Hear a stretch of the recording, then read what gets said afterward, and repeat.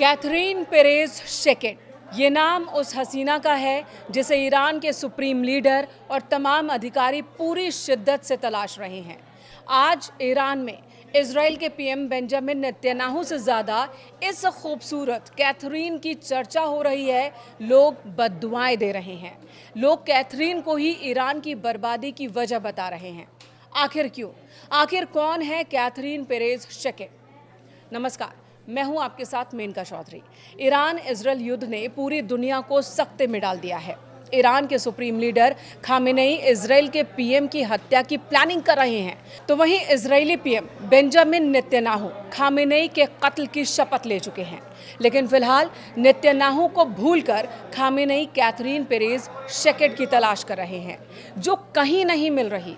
अब जब बातें जो सामने आ रही हैं उनके मुताबिक कैथरीन एक बहुत ही खूबसूरत महिला है जो कि ईरान में मोसाद की एजेंट है, जिसने पिछले 2 सालों में ईरान के बड़े बड़े अधिकारियों से संपर्क किया, उनके घरों में आना जाना शुरू किया, अधिकारी और उनकी पत्नियों से करीब के संबंध बनाए और इसके लिए उसने अपना धर्म भी बदला। इस दौरान वहाँ की हर छोटी बड़ी जानकारी इजराइल तक पहुँचाया और अब गायब है।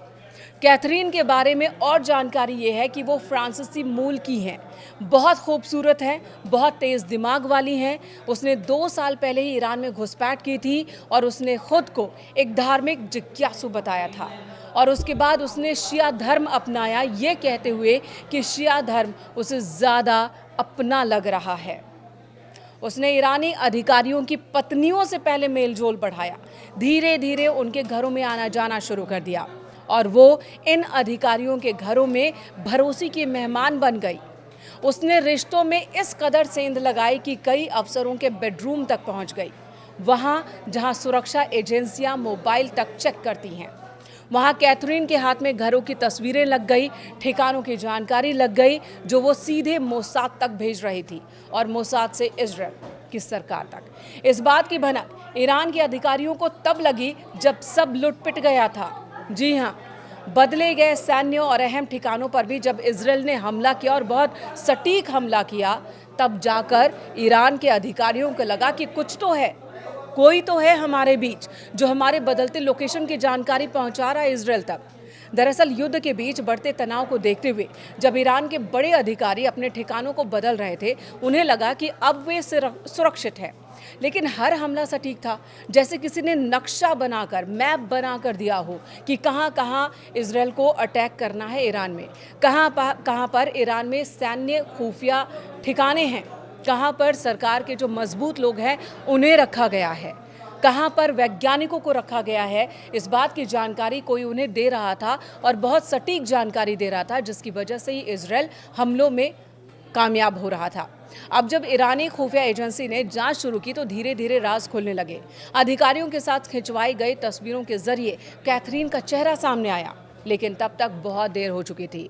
अब कहाँ है खूबसूरत खतरा कही जाने वाली कैथरीन, किसी को नहीं पता है, वो गायब है। ईरान की खुफिया एजेंसी पूरे देश में उसके पोस्टर्स लगवा रही है, फोटो बांट रही है ताकि कोई तो सुराग मिल सके, लेकिन एक भी सुराग नहीं मिल रहा है। ना ही कोई आवाज़, ना ही कोई रिपोर्ट। कुछ रिपोर्ट्स के मुताबिक वो अब किसी और पहचान में, किसी और देश में भी दाखिल हो सकती है, यानी कि कैथरीन हो सकता है कि ईरान अब तक छोड़ चुकी हो और किसी और नाम के साथ, किसी और पहचान के साथ किसी और देश में दाखिल हो चुकी हो। लेकिन फिलहाल वो इजराइल के सबसे चर्चित जासूसी ऑपरेशंस में से एक बन चुकी है।